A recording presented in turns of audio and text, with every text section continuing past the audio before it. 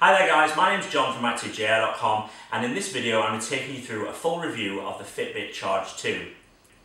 Now I've had this device for about 4 weeks now, and I've used it alongside my normal fitness tracker.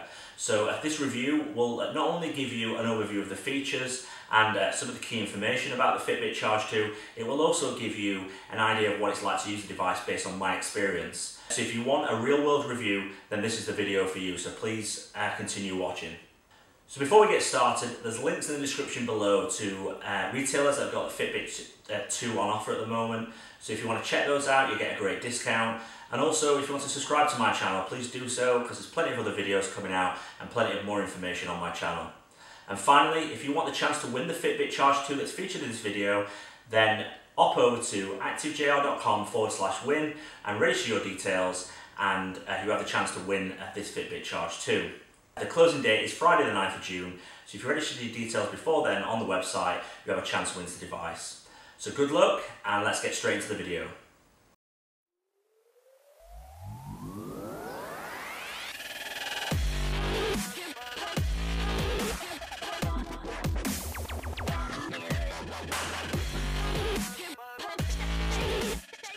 Starting with the design and key features, the Fitbit Charge 2 is made of a stainless steel body and it's got a touch tap screen.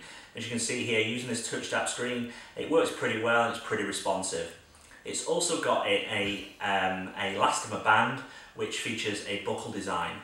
So this is what's featured on the Fitbit Alta HR and also the Fitbit Surge. You also have the option to swap out the bands, so if you want to swap out the bands to something else, a different colour, you can do so, and there's plenty of other options available.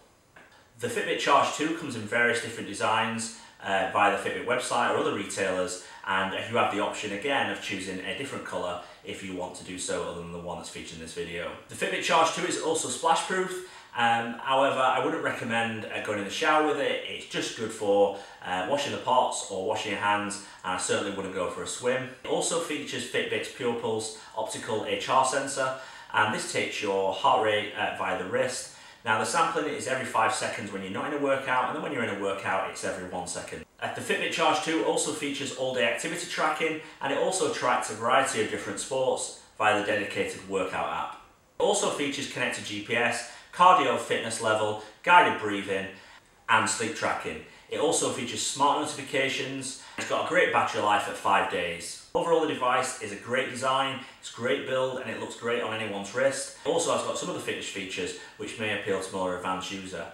Now I found wearing this device, it's really comfortable, it's a great design for both in the office, if you're out and about, or even if you're in the gym. So it's a great device that you can also customise. Moving on to the fitness features, the Fitbit Charge 2 features all-day activity tracking such as steps, HR data, your distance you've travelled. It also does your floors, climbs, activity minutes and stationary time. It also reminds you to move if you've not moved 250 steps within a 1 hour period.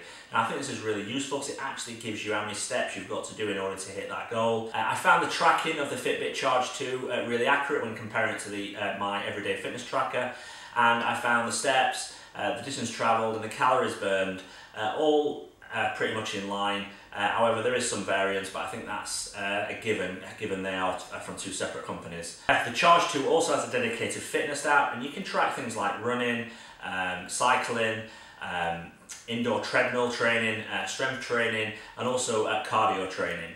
Now you can't track swimming because it's not waterproof, and you only can track distance if you're biking or running outdoors if you are using connected GPS.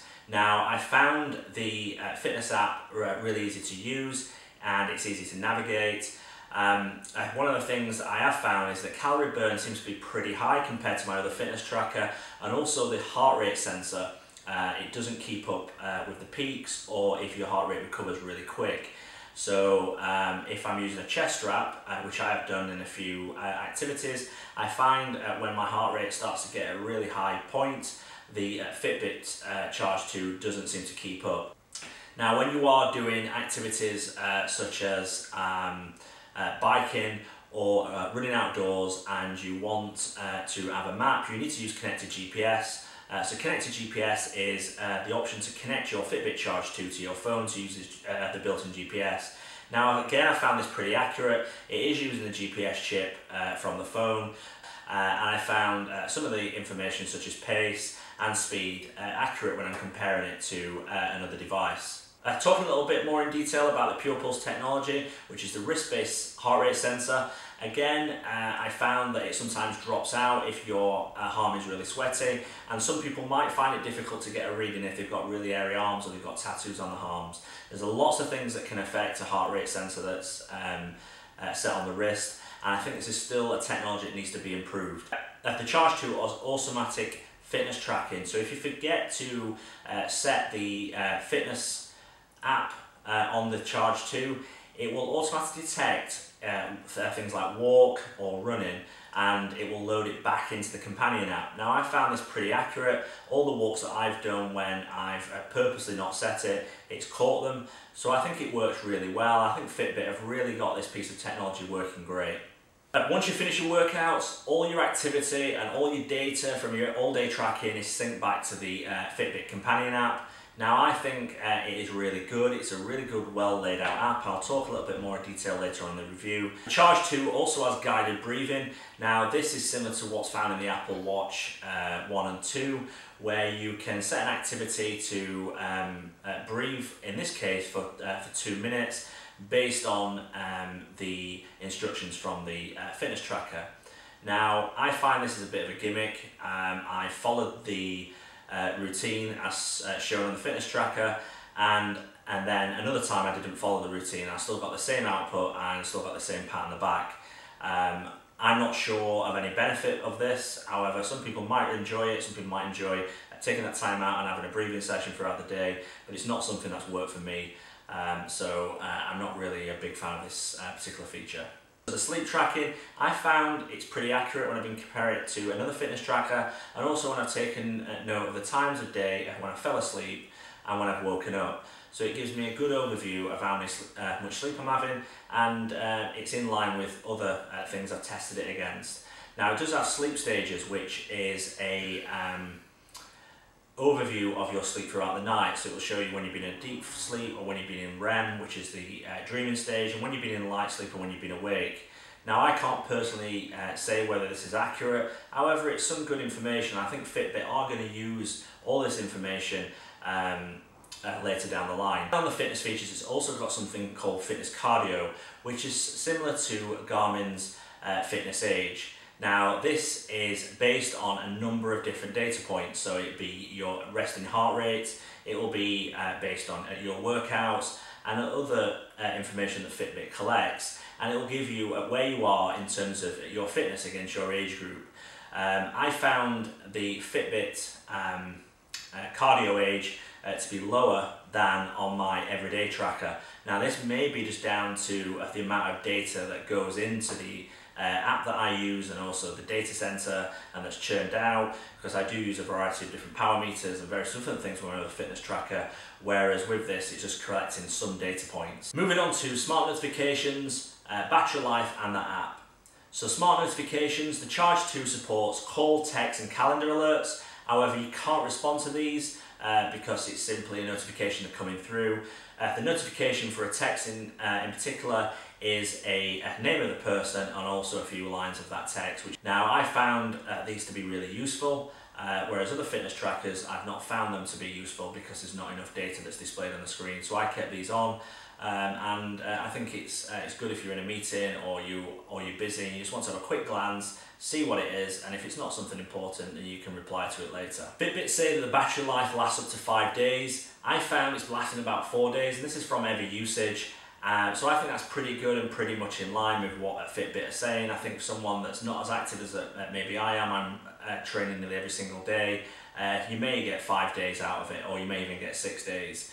From about 10% to a full charge, it's taken about an hour to charge the device, and this is from Fitbit's proprietary charging cable, which is very simple to use, and all you do is you put it into a computer or a wall socket to charge your device. Onto the app, I've already spoken in detail about the app, but I just wanted to give its own section. I think the app is really well built. You have a dashboard on the front screen which you can customise and move the data tiles around and put the data wherever you want to see it. You've also got within the app to go into the data in more detail, so such as sleep tracking and your heart rate data, and you also can see your cardio fitness age there as well. You've also got a social point about this app where you can connect with other friends and you can compete against them in activities. It's either steps or calories burned. You also can join challenges with the overall Fitbit community, and that will certainly motivate someone to get up and do more. You've also got the option to edit some of the settings and also edit the clock faces on the Fitbit Charge 2. So my likes about the device: I like the build and the design. I think it's a really nice design. I like the range of activities and also the all-day activity tracking. I also like it tracks activities when you forget. The dislike: it has no built-in GPS, so you have to rely on still taking your mobile phone. The battery life could be better because some of the other fitness trackers that are coming out now have got 7, 10 or even more days. However, given this device is nearly 6 to 9 months old, I think I can let Fitbit offer that one. And also, the final thing I don't like, it's got no music control. So my conclusion: I'm actually giving this a 5 out of 5. I think it's a good fitness tracker and I think it appeals to different people. I think someone that's starting out in fitness, someone that's already into their fitness and attends a lot of classes or the gym, or someone that's maybe at an older age that wants to understand how active they are and whether they're getting the right amount of exercise in. I think the companion app works really well. I think it really is engaging. It gives you a lot of information, but it doesn't overwhelm you with the information it gives you.